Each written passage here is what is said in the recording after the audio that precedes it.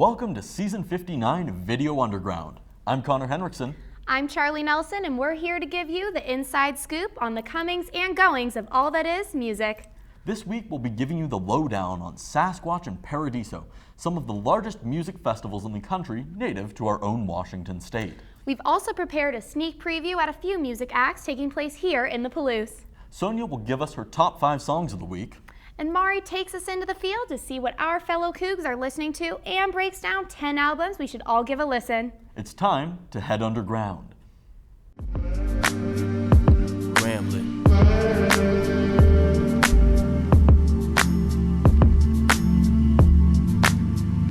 I'm having trouble finding new stories to tell. It's probably cause I feel I'm locked inside of a shell. A cell inside the mental part of doing it well, like LL. It be life living, to live it is more than this. Wishing that I was living, not tripping off having money. It's funny thinking of when we were little, it wasn't nothing.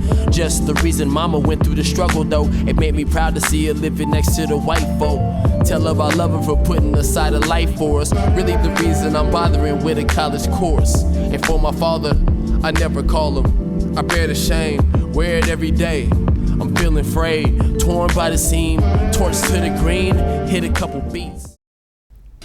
The Gorge Amphitheater hosts some of the most newsworthy music festivals in the United States. The Sasquatch Music Festival is a 4-day event that had music talents such as Kendrick Lamar, Modest Mouse, Lana Del Rey, and many more outstanding performers. Not only with newer mainstream artists, but there were old legends such as Robert Plant and Sleater Kinney. But more importantly, Sasquatch debuted many unknown artists, giving them a chance to break into something bigger. An artist who truly stood above many people was Ryan Adams. He's a cover artist who put his own classic twist on songs. Even though the music festival was wild, the crowd surely believed the insane ticket prices, grueling heat, unshowered people, and crazy drunks were all worth the unmatched musical experience that is Sasquatch. Apart from Sasquatch, the Gorge also hosted Paradiso. Paradiso is an electronic dance music festival who hosted artists such as Armin van Buuren, Skrillex, Galantis, and many other DJs. Paradiso is a 2-day event that offered only hotel reservations. If you do not have a hotel, you're going to have to deal with camping out and not showering for those 2 days. The crowd surely didn't mind as tickets sold out quickly in 2015. Just like Sasquatch, Paradiso also hosted some unknown artists, giving them the chance to break out, like Nia and Bainon. Paradiso is among one of the most known EDM festivals, compared with Nocturnal Wonderland in San Bernardino, California, and EDC in Las Vegas, Nevada. With these 2 music festivals, the future is looking bright for the Gorge. Both festivals are already scheduled for the year 2016, and tickets go on sale soon. Go on and grab them before they sell out. Hey VU fans, this is Mari Connor, and today we're going to find out what you're listening to on the Cub. Excuse me. Hey, what song are you listening to? Some random station on Pandora. What Pandora station? Well, Flume Radio. Oh, okay. Is Yeah. Flume your favorite? Yeah. Nice. Okay. Thank you. Excuse me. What are you listening to? We used to. Is that your favorite kind of music? No. No. What's your favorite kind? Rock, I guess. Rock. Any sort of bands or anything? No, not really. No. Just in Okay. general. All right. Have a nice day. Thank you. Thank you. Excuse me. Hey. What are you listening to? Shuffle butter? Is that your favorite song? No, No. What's your favorite song? I don't have one. Oh, really? What's your favorite genre of music? I like anything but country. Anything but country. Nice. Have a nice day. Hey, what song are you listening to? Hammer by 84 Fly. Nice. If you can listen to one song on repeat for the rest of your life, what would it be? Probably be. Not to put you on the spot or anything. Shoot. This is guy by David Dallas. It's called The Wire. Yeah. Nice. Okay. What's your favorite genre of music? Rap, hip hop. All right. Have a nice day. Thank you. Hey, what song are you listening to? What's up? What song are you listening to? Jack U, Take You There. Oh, nice. The fall of 2015 is going to be a good one. After a killer summer of new releases, now it's time to see the artists in person. Habits, Talking Body, and Not on Drugs sound familiar? It should. Tove Lo, the female vocalist, is taking her Queen of the Clouds tour to Seattle when she'll perform Friday, October 2nd at the Showbox Soto. The Swedish star has been picking up quite the following lately with her recent trademark of flashing the audience at her shows. Nevertheless, her unique pop synthesizer sound had defined its own style. Take a trip to Boise this semester. You won't regret it. Indie rock solo project The Rocket Summer will be headlining the Neurolux Lounge November 14th. Vocalist Bryce Avery writes, sings, and produces every song on all of his albums. His lyrics often have a relatable feel that keep you humming along. This year also got off to a great start here on campus. Vic Mensa headlined Coot Fest during syllabus week. The show did face a near threat when the air condition dropped to a critical state and the show was forced to be moved inside from the Todd Steps to the Cub Senior Ballroom. However, Vic wasn't going to let any smoke ruin his set as he killed his show with songs like You Mad and Feel That. Fans are now anticipating the release of his own mini documentary that will follow him through Chicago's Hyde Park and will feature interviews from Joey Purp and Tokyo. Hey VU fans, I'm Sonia Lozano, here to give you the top 5 songs of the week.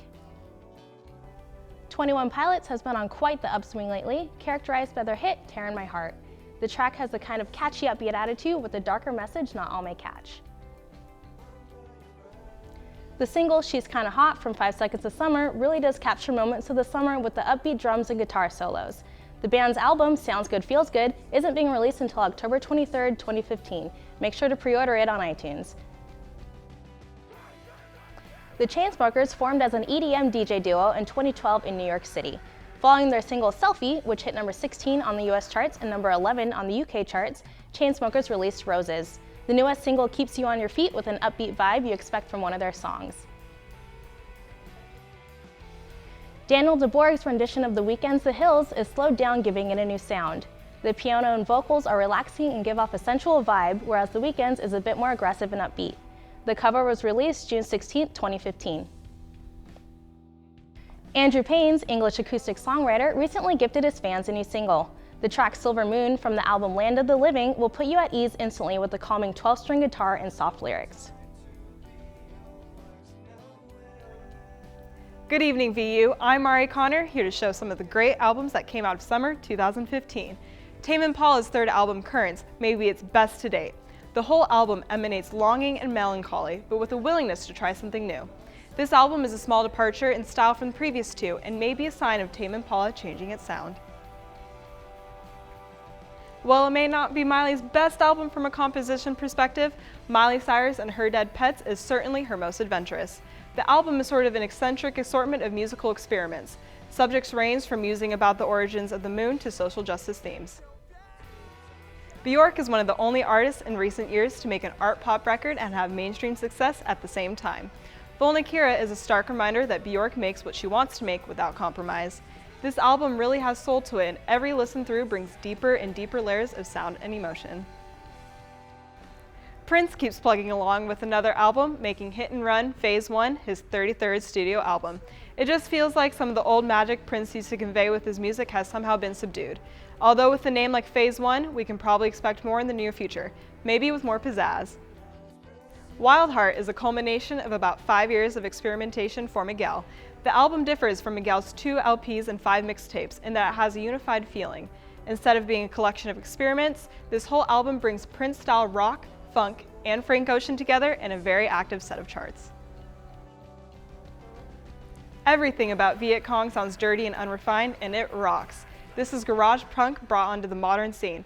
With a style only akin to a mix of Sex Pistols and the Dead Kennedys, Viet Cong have nailed it with their first album.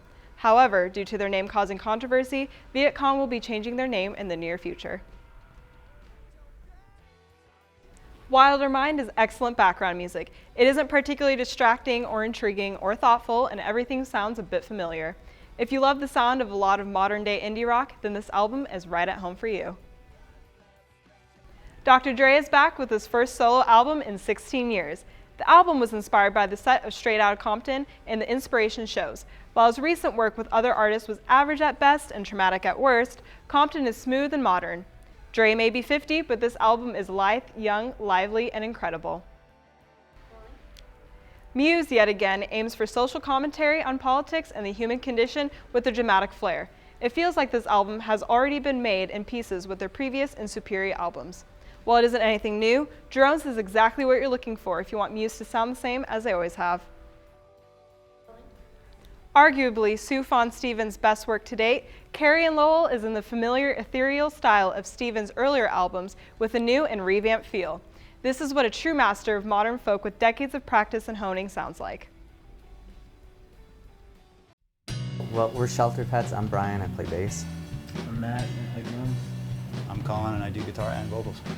Well, Brian does vocals too. Well, Brian and I have been here almost exactly the same amount of time. What, 8 years This is now? like 9 years? Uh-huh. And we started playing what, a year and a half ago? Yeah, something like that. Yeah. I think we're still finding it. Yeah. So we all have pretty different musical tastes. So I think we all are, every time we like write a song, we're all trying to pull it into our own form. So we're slowly carving it out.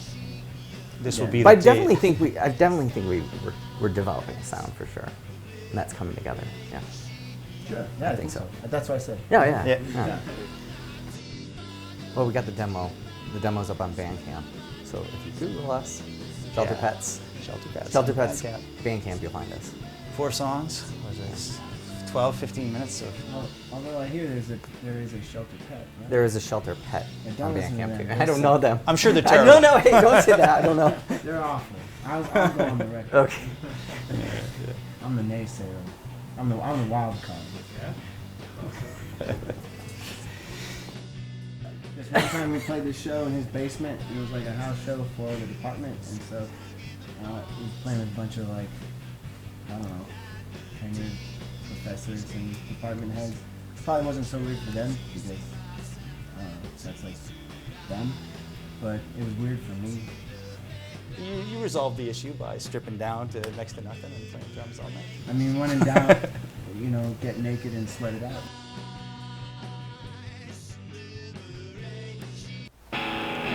I'm Phil. I'm Wes. I'm Caleb. I'm Thomas. We play in Harpoon the Whale. And we're based out of Laramie, Wyoming. I feel like we're always changing.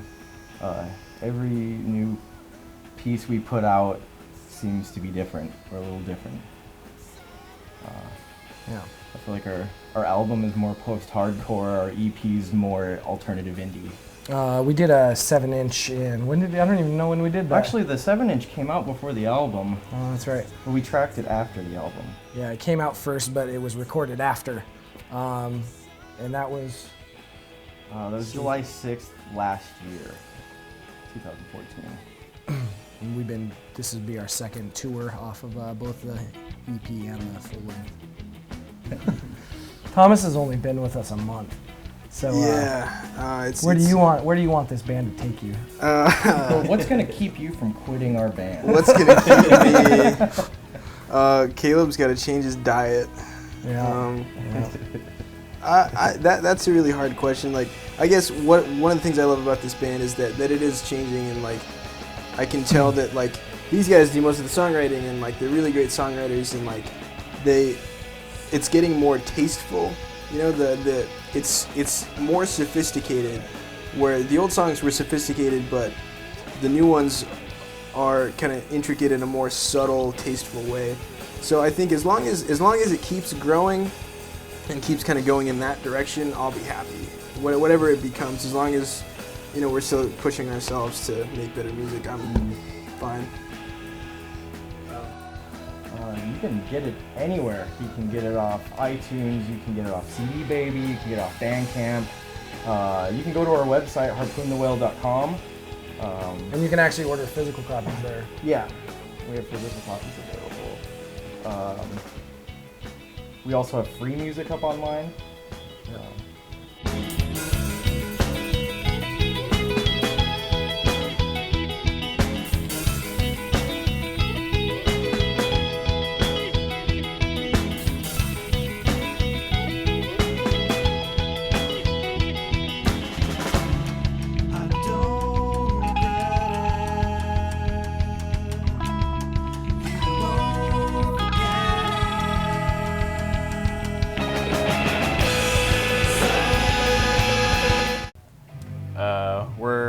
Vermont, and we just got started in January this year. Kind of my old band called it quits, and I wanted to keep writing music. And Jake was around. We have another guitar player usually who couldn't come on tour with us. And we had another drummer, and we just started writing songs and playing together. And then a few months ago, our other drummer moved away, so we picked up Thomas like a month ago, and on tour with us. Where do you guys see yourselves in 5 years? Still together? Still making music? Hopefully we're like millionaires, really just Rolling Stones status. For like 3 houses minimum. I'm thinking less Stones, more like Jay-Z was kind of my goal. Like, you know. We're all just looking for our Beyonce. Ain't it the truth? Preach. So yeah, we're on tour with Harpoon the Whale right now. So there's, and we share Thomas as a member. So there's 6 of us in a van, and sometimes it gets really annoying. Caleb ate too much trail mix, and he has some really bad guts. And so when we were staying with Larson's parents, we just saw him just going, too much trail mix. Like on the floor, just rolling around. For probably a good half hour, I'd say. He's a living leprechaun, basically. He is. He's kind of like a troll. Let's just leave it at that. Yeah. Don't tell him I said any of this. Edit that part out. Sorry, Caleb. We love you, dude. You can find our tunes pretty much anywhere you would normally find them, whether it's iTunes, Spotify. Our personal favorite preferred method is Bandcamp, because we make the most money off of that. But you can also get cool stuff, like we have t-shirts and tapes, various merch items off that site. But really we just want people to check our record out. We recorded a 4-song EP earlier this summer, and I think we're all really stoked on it. That's why we're on the road, is just like share our music, and hopefully people will listen to it and respond to it.